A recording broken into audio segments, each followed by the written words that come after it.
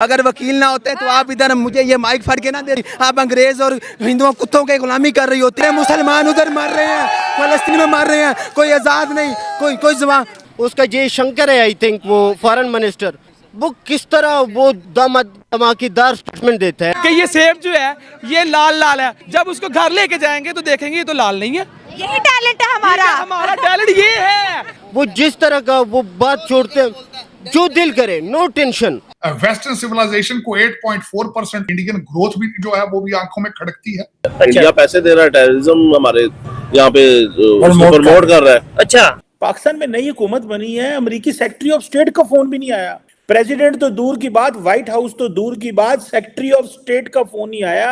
इधर हमारा prime minister भी इस तरह का सलाम करेगा जो क्या भाई अस्सलाम वालेकुम, कैसे है, ठीक ठाक, वो पाँव पे पड़ जाता है। देखें बलूचिस्तान में क्या हुआ, जो इनका गुलभूषण पकड़ा हुआ है पाकिस्तान ने। हमने खुद इन दहशतगर्दों को प्रमोट करने, इवन इनकी तख्लीक में अपना किरदार अदा किया है। हम मुसलमान आज आज़ाद मुल्क हैं, आज़ाद सजदा कर सकते हैं। तो अब ये उसका बैकलेश है। हमें अपनी जो जिम्मेदारियां हैं, हमारी अपनी जो कोताहियां हैं, सबसे पहले वो तस्लीम कर लेनी चाहिए। पाकिस्तानी आवाम को लगता है कि आज पाकिस्तान भिखारी भारत की वजह से है। यही वजह है कि भारत का नाम सुनकर पाकिस्तानी पब्लिक का खून खौल जाता है। पिछले 76 साल से पाकिस्तानी सरकार और पाकिस्तानी सेना ने पाकिस्तानी पब्लिक के मन में ये जहर और नफरत भरा है कि भारत उसका दुश्मन है, और उसकी सबसे बड़ी वजह भारत के लोग हिंदू हैं और पाकिस्तान के मुसलमान। तो आइए देखते हैं इस पर पाकिस्तानी पब्लिक की क्या राय है।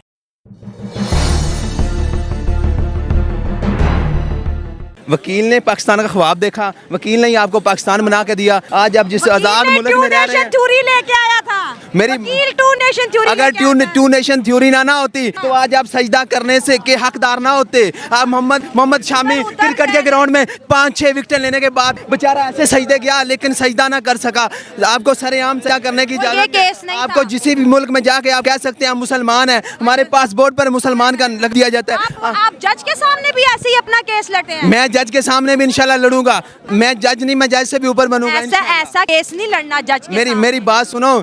बात केस लड़ने की नहीं हुई, बात ये कि वकील ने क्या किया। अगर वकील ना होते तो आप इधर मुझे ये माइक फाड़ के ना देती कि सर पाकिस्तान में क्या अपॉर्चुनिटी है, आप आज़ाद ना घूमती, आप अंग्रेज और हिंदुओं कुत्तों के गुलामी कर रही होती, आपको वो लोगों को बचा रहे होते। सारा कुछ वकील की वजह से। अभी मेरे मुसलमान उधर मर रहे हैं, फलस्तीन में मर रहे हैं, कोई आज़ाद नहीं, कोई जवान, कोई। मेरी बात सुने, कुछ वकीलों की वजह सुने, मेरी बात सुने। आप उधर मंदिर को नहीं रोक सकते, उधर के मुसलमान को एहतजाज नहीं कर सकते, और यहाँ पे मुसलमान भी एहतजाज करते हैं। एक मिनट। अभी ये मेरा जिस्म मेरी मर्जी के नारे लगाए गए, ये किसने रोका? ये किसने रोका है? ये वकीलों ने किया कि मेरा जिस्म मेरी मर्जी नहीं चल सकता। क्या आप मानती हैं कि मेरा जिस्म मेरी मर्जी चलेगा? क्या मैं गैरतमंद मुसलमान होने के नाते अपनी माँ बहन को बाहर जाने दूंगा? आप क्यों बता रहे हैं? मेरी बात सुने, मेरा जिस्म मेरी मर्जी तो औरतों का मसला है ना, वकीलों का तो नहीं है। मेरी बात सुने, इस्लाम में अगर औरत की कमाई हराम कर दी है मुसलमान पर, मर्द पर, तो औरत पर, मर्द को औरत पर फौकियत हासिल भाई है। हर चीज अपडेट हो गई है ना, अपडेट हो जाए वकील भी।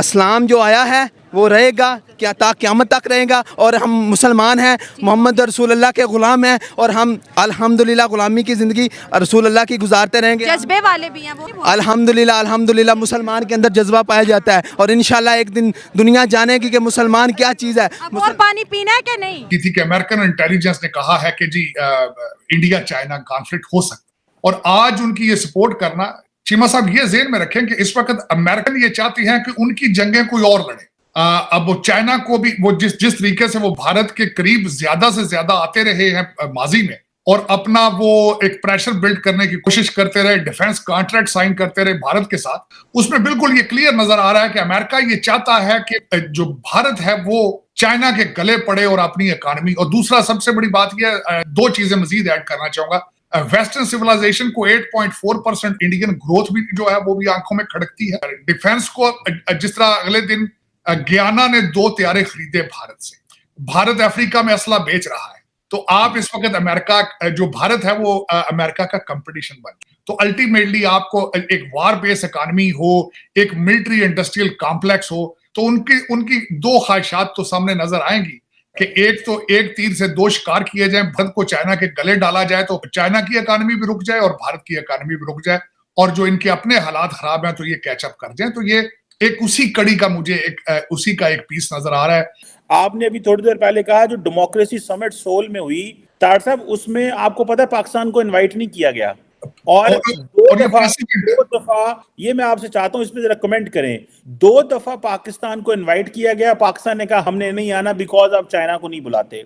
और मेरी इंफॉर्मेशन ये है कि जब उस वक्त इमरान खान साहब वजीर आजम होते थे तो उनको इनवाइट किया गया, उनको कहा वीडियो पैगाम भेजें, तो उन्होंने कहा मैंने वीडियो पैगाम नहीं भेजना, हमें बनफ़ नफीस बुलाएं तो तब आएंगे।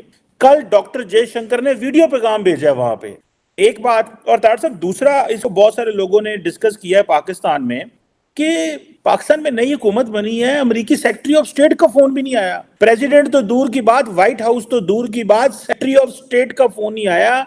सिर्फ और सिर्फ यहाँ पे जो अमेरिकी जो डिप्लोमेट बैठे हुए हैं, टॉप डिप्लोमेट, उन्होंने मुबारकबाद दी है। चीमा साहब, दर हकीकत आपको ये भी पता होना चाहिए कि इमरान खान साहब बेचारे अपने 3.5 साल वो भी इंतजार ही करते रहे, बल्कि उन्होंने बड़ा पर्सनल ले लिया था कि जो बाइडन उनको कॉल नहीं कर रहे हैं। उन्होंने बड़ा जोर लगाया था, लोगों ने बड़े बड़े पैसे लेके, जो सपोर्टर थे यहाँ पे, डोनर्स थे जो सारे, बड़ा जोर लगाते रहे हैं यहाँ टेक्सास से कि किसी तरीके से अंकल बाइडन जो है इमरान खान साहब से टेलीफोन पे बात कर ले, लेकिन उन्होंने नहीं की थी। देखिए, इसमें जो एक सबसे बड़ा इशू मेरे समझ में वो नजर आता है आपके योर फाइनेंशियल क्राइसिस। जब आपके फाइनेंशियल क्राइसिस हैं इतने बुरे तरीके से, वो समझते हैं हमने IMF को जो कह दिया कि आपके साथ डील करे, and they don't consider it's necessary कि आपके साथ डिप्लोमेटिक नॉर्म्स जो है उनको रेगुलेट किया। आप इस वक्त जितने नेबर हैं आपके साथ, अफगानिस्तान है तो आप हालत जंग में है, ईरान आपके साथ, वो भी आपके साथ, अभी 2 हफ्ते पहले आप एक दूसरे के गुत्थम गुत्था थे। भारत के साथ आप 2 नेशन थ्योरी से ही आगे ग्रो नहीं कर पा रहे। अब तीसरा कल जो अटैक आपके ऊपर हुआ है ग्वादर पे,